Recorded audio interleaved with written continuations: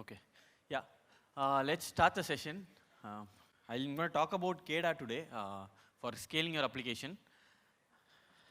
So how many of you are developers here? Core developers? Okay. Infra guys? Okay, beautiful. Okay, fine. Good. So let's start the session.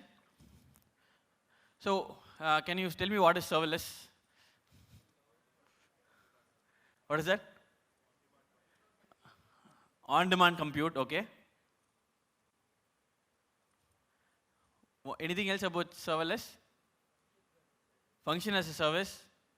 You don't want the server, you'll get micro billing. So those are the advantages of being serverless, meaning you don't actually own the server. You don't tell what the server configurations are. You just run your workloads and it works. Okay, so that's called serverless. So yeah, okay. Why serverless? Anybody? So it's basically you'll be only paying for that compute. Say for example, you are only running 10 seconds. So you'll be paying only for 10 seconds. Otherwise, if you put a VM or Kubernetes, what will happen is you'll be actually paying for more time, even you're using it or not using it. Okay, so that is what it is. Okay, so why KEDA? Okay, why I chose KEDA is what happened was we had a machine learning workload that needs to run in our system that costed around 27 to 28 lakhs. Okay, so we actually went back and then re-architecture our own application. So okay, you know what? I can't be spending 27 lakhs for our machine learning workload where we need to do some OCR and then get the data back. So what we did was we used KEDA.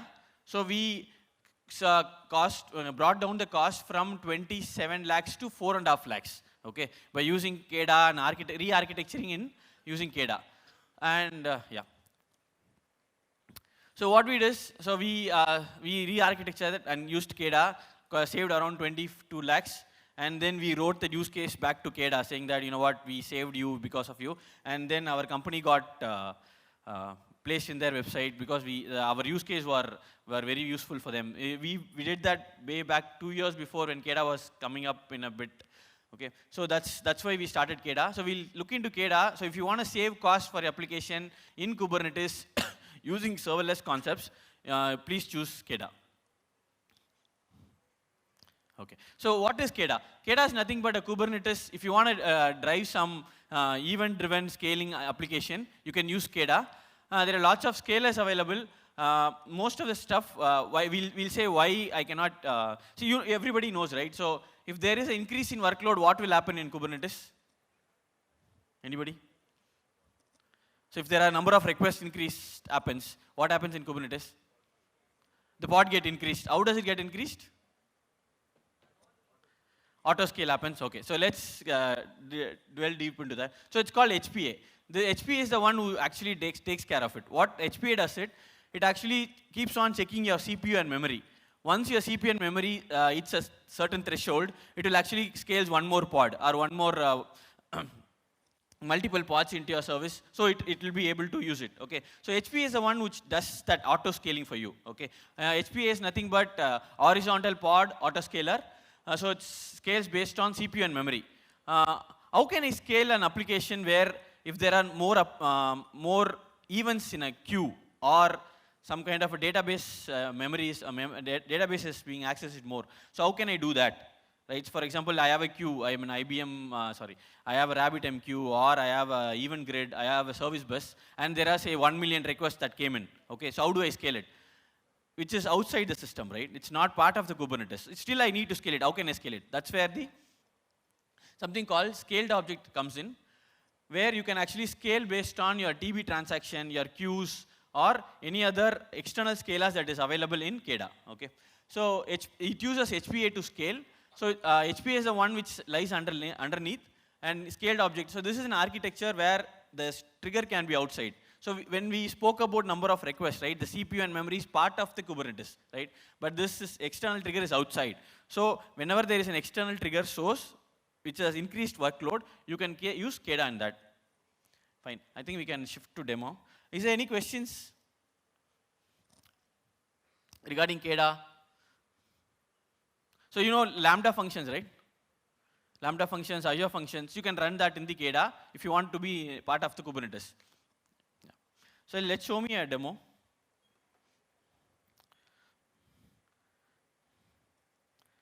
So this is the source code. So it's a simple application where there are a couple of deployments. So I'm going to show you a MySQL deployment first. So there is a service. Oh, okay, sorry, I'm sorry. Thank you.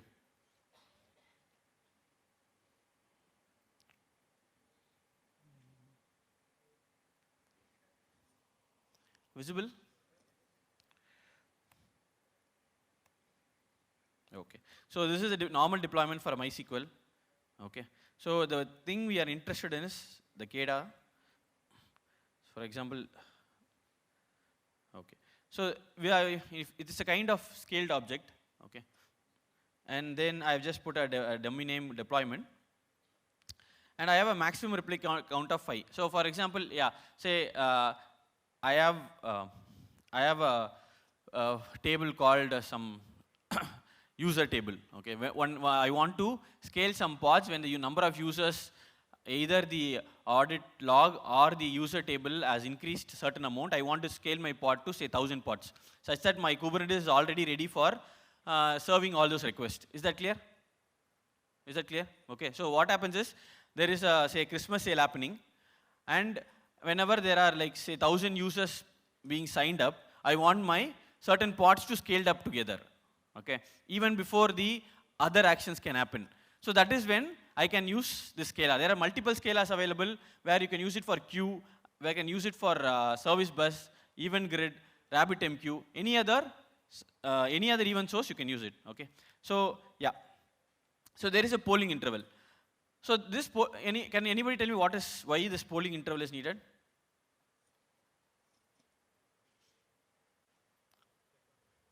What is that? Check on the metrics, meaning? Wanting to scale. Say for example, there is a table called user table. Okay.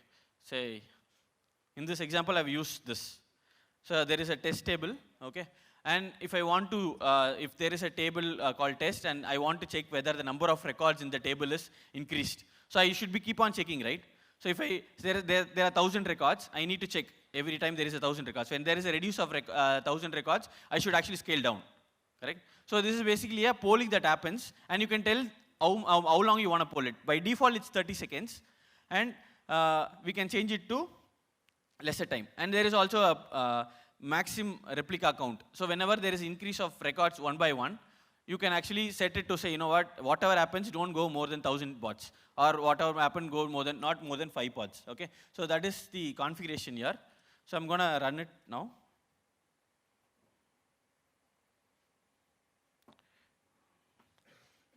Okay.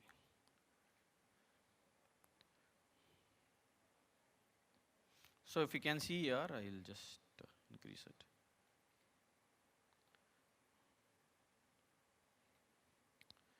So there are only node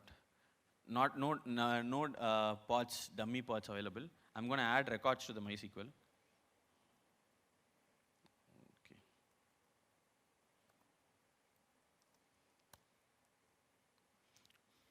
So there are some records inserted.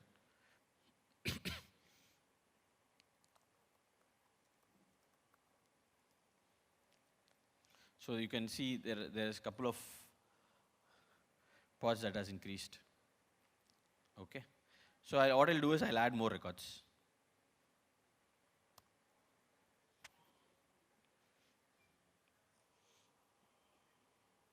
Okay. So if you can see here,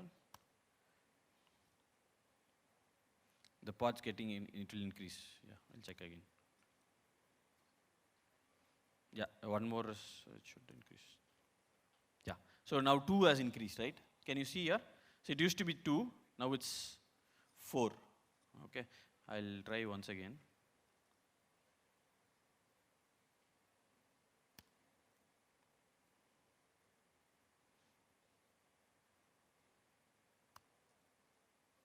So it's 4 now, it should start.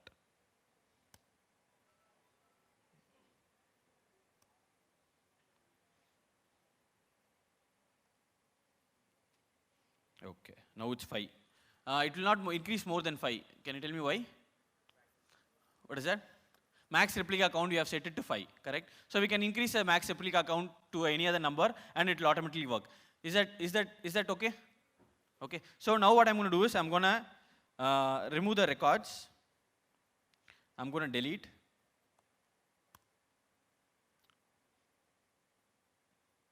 Okay.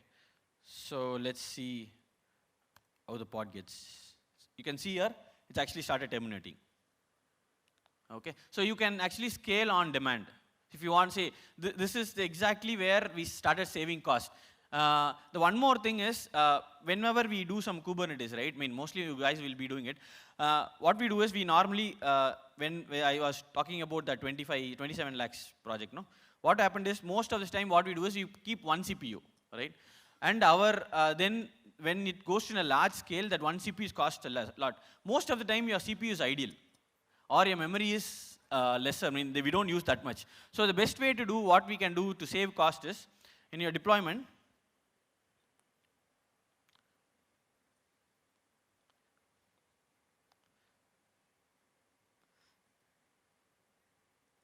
you can actually set it to lesser point, like 0.1. It still works. It can be 0.1, 0.2, and memory can be 0.05. You can save lots and lots of cost when you're using KEDA kind of serverless. Because you will be only auto-scaling based on your needs. So for example, what is horizontal processing like? How does horizontal processing happens? Anybody? So you can run multiple workloads in like, different compute, correct? So what happens is, what if my compute is very small? Okay, say for example, I need, even with 0.1, I can do an OCR for one single page within seconds, not even seconds, microseconds. Okay, so I can use 0.1 and then I can run it in parallel, which is what? I can run 10 pods at the same time. Is that okay? So what I can do is, I'm just using my CPU till 90% or 85 to 90%. So I'm just utilizing exactly how much I paid.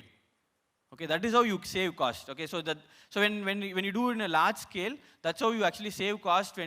These are small things we used to.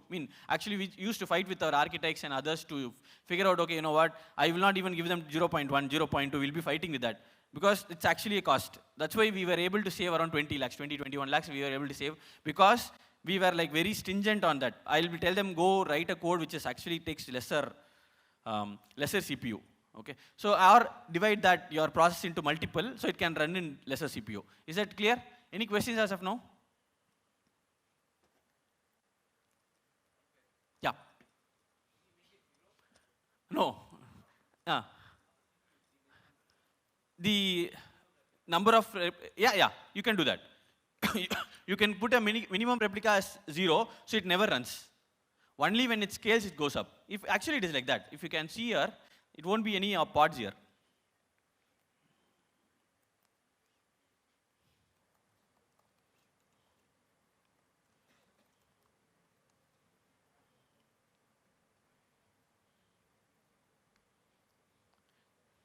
Yeah, it's terminating still.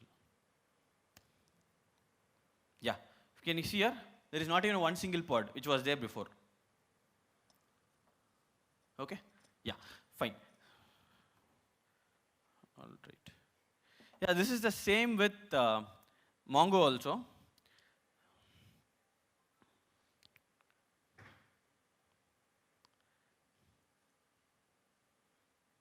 It has the same. Only thing is you will have multiple different details. So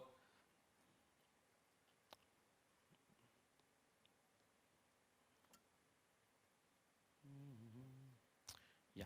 So it will have different details, but the triggers will be like MongoDB. So in KEDA there are multiple scalars.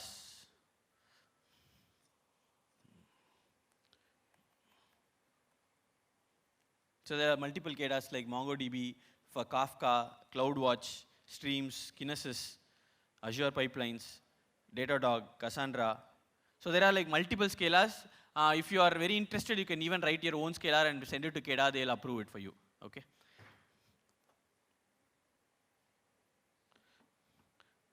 All right.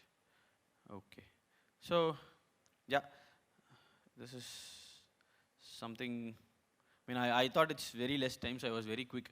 Any other questions you have? Yeah.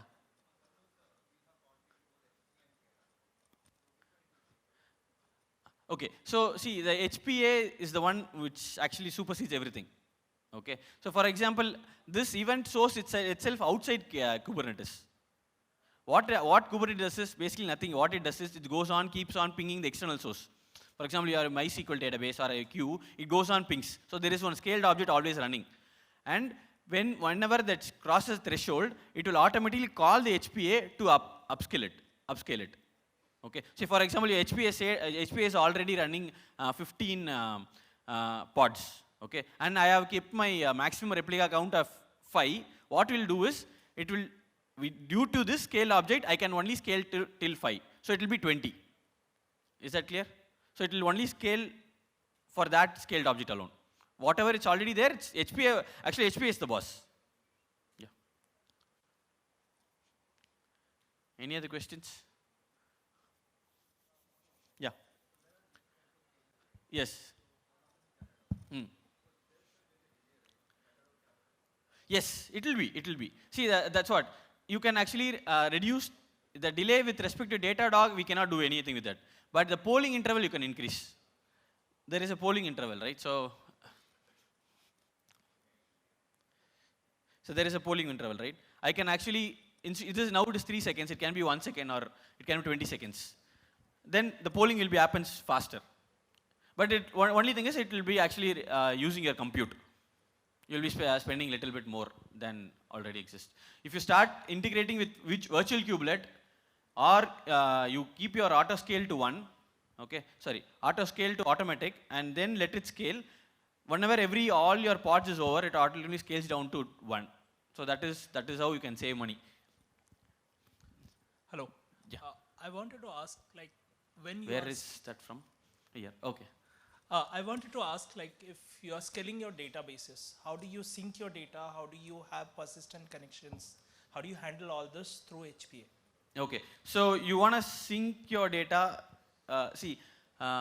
So if I understand correctly, what you are saying is you want to copy your one content to other content. Okay. But what about writes? Okay. See, the thing is, it will not do anything extra that cannot be solved by distributed computing. Okay. All the distributed computing problems still will exist. Okay. That will all be there. Only here what we are saying is, I'm gonna tell my MongoDB, say for example, I'm scaling not the pods, I'm gonna scale the MongoDB pods. Okay. What I'm saying is, you know what? You sync. So end of the day, the compute and the storage is different. Correct? And all the problem that comes with distributed computing of different pods and one database storage, it's going to be the same. That's already handled by the Kubernetes. That will never be solved. That takes its own consensus and everything is all there. Okay. So the best thing is to scale your MongoDB. Best thing is to scale check the MongoDB for the records and scale something else, or the pods that API is accessing, or get your other pods to be up. Is that okay?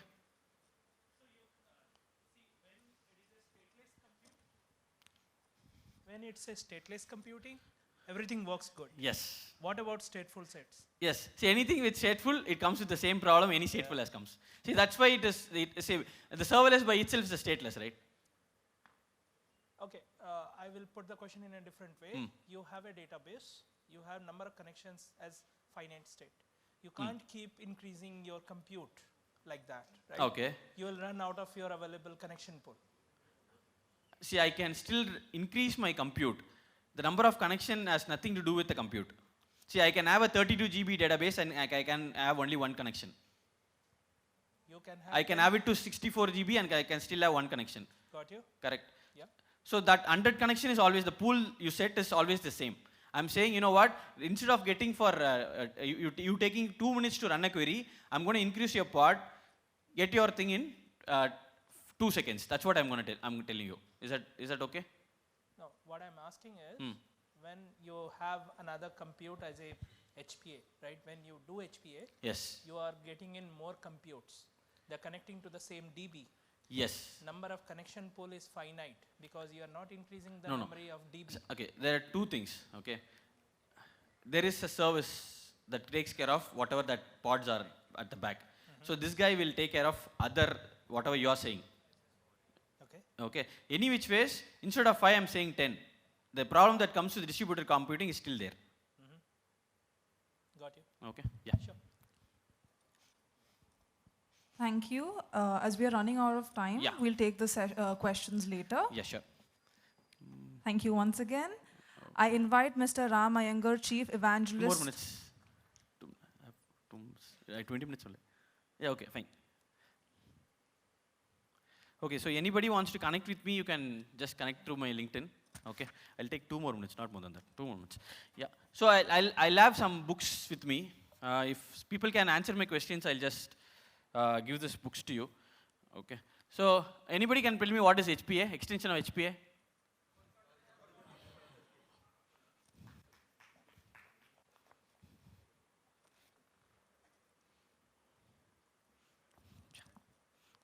Thank you. Yeah. How do you control the number of pod that can go up? Maximum, yeah. Then almost done.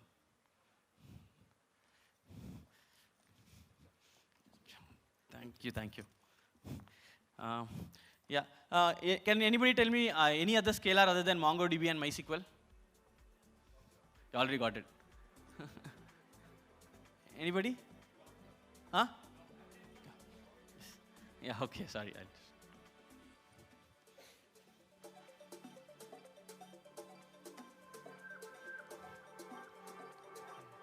you. Okay, thank you. Thank you, guys.